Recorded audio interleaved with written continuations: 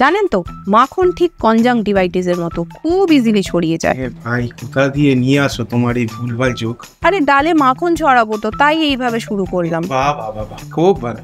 প্রথমেই খোসা সমেত 200 গ্রাম মুসুর ডাল জলে ধুয়ে কুকারে সেদ্ধ করেছি। ডালটা সেদ্ধ হয়ে ঠিক এরকম হয়েছে, পুরো মাখনের মতো। আবার মাখন? আরে যোগ মারিনি।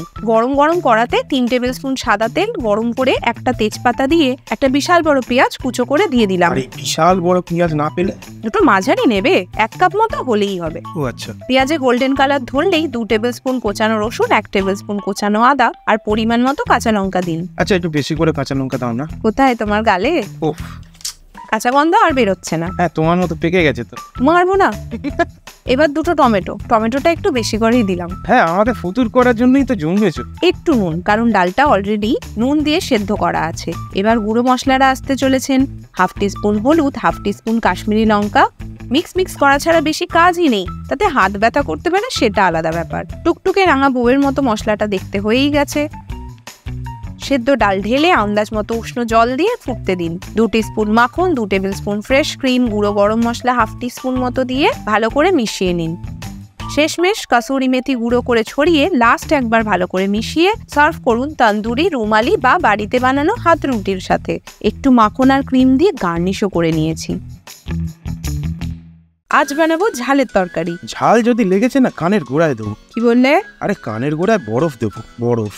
ও, ঝালের তরকারি নাম হলেও এটা কিন্তু খুবই হালকা পাতলা একটা রেসিপি এবং রুচিবর্ধক। কড়াতে সর্ষের তেল গরম করতে দিয়েছি। আমার একটু তেলের হাতটা বেশি, তাই বেশি তেল পড়েছে। আপনারা যতটুকু প্রয়োজন ততটুকু তেল দিয়ে এটা করতে পারেন। এগুলো হিং দেওয়া বিউলির ডালের বড়ি, গোল্ডেন করে ভেজে তুলে রাখছি। এবার ওই তেলেই ফোড়ন দেবো 2টো তেজপাতা, 2টো শুকনো লঙ্কা, 1/2 টিস্পুন মতো পাঁচফোড়ন। ফোড়নের গন্ধ বেরোলেই এক এক করে সবজিদের এন্ট্রি। একটা বড় আলু লম্বা লম্বা করে কাটা, তারপরে শিম 6 থেকে 7টা হাফ করে কাটা। আচ্ছা, এই সিমগুলো 3G না 4G? 5Gর যুগে 3G 4Gতে পড়ে আছে। বয়স হয়ে গেছে তোমার। শিম ভাজা হলেই আসবে বেগুন। 5 থেকে 6 টুকরো বেগুন লাগবে। একটু নেড়ে কড়াইশুঁটিগুলো দিয়ে দেবো। সব সবজি দেওয়া শেষ।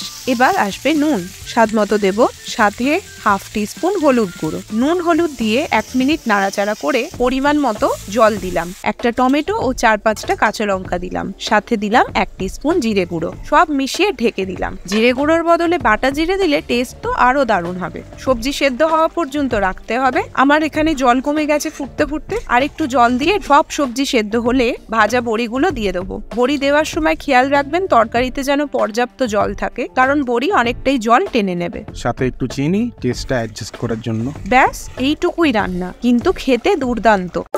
বাচ্চা খায় না? আপনি খেতে দেন না? সত্যি করে বলুন তো। না, রেগে যাবেন না, জানি ওরাই খায় না। তাই আরো 2টো কিডস ফ্রেন্ডলি রেসিপি এনেছি ট্রাই করার জন্য। ফুটন্ত জলে নুন ও 1 চামচ তেল দিয়ে পাস্তা বয়েল হওয়ার জন্য ছেড়ে দিন। ওভার কুক করে ফেলবেন না। পাস্তা সেদ্ধ হয়ে গেলে জল ঝরিয়ে সঙ্গে সঙ্গে ঠান্ডা জলে ধুয়ে নিন। এবার একটা ফ্রাইং প্যানে অল্প তেল দিয়ে 1 টিস্পুন রসুন কুচি দিন। ব্রাউন হতে দেবেন না। 1/2 পেঁয়াজের কুচি দিয়ে 1 মিনিট নেড়েই গাজর, ক্যাপসিকাম, বেবিকর্ন, বিনস, টমেটোর কুচি সবই মোটামুটি 1/4 কাপ করে আর জুলিয়েনে কাটা আছে। অল্প নুন ও চিলি ফ্লেক্স ছড়িয়ে সতে করব। আর আপনার বাচ্চা যদি ঝাল দেখলেই ছুটে পালায়, তাহলে চিলি ফ্লেক্সের বদলে গোলমরিচ ব্যবহার করুন। সবজি বেশি ভাজবেন না। 1 চামচ মাখনও দিয়ে দিলাম। সেদ্ধ পাস্তা, 1 টিস্পুন কেচাপ ও 1 টেবিল স্পুন চিজ সস বা মেয়োনেজ দিয়ে ভালো করে মিক্স করেই নামিয়ে ফেলুন। প্রথমটা স্পাইসি, তাই এবার একটু মিষ্টি মিষ্টি কিছু বানাবো। চলুন ফ্রেঞ্চ টোস্ট বানাই। 1/2 কাপ দুধে 1 টিস্পুন কাস্টার্ড পাউডার, কারণ আমরা মুরগির বাচ্চা মানে ডিম ইউজ করছি না। 2 table spoon cocoa powder, 1/2 teaspoon coffee powder, 2 teaspoon চিনি, 1 চিমটে নুন। এবার সবকিছু মেশাতে গিয়ে হাত ব্যথা করে ফেলুন। ও, থ্যাংক ইউ গটলু। এবার তাওয়া বসিয়ে একটু বাটার ব্রাশ করে নিচ্ছি। পচা পুরনো তাওয়া দেখে কমেন্ট বক্সে গালাগাল দেবেন না প্লিজ। এবার বানানো ব্যাটারটা একটা করে পাউরুটি 2 পিঠ ভালো করে ডুবিয়ে তাওয়াতে ভাজতে দিন।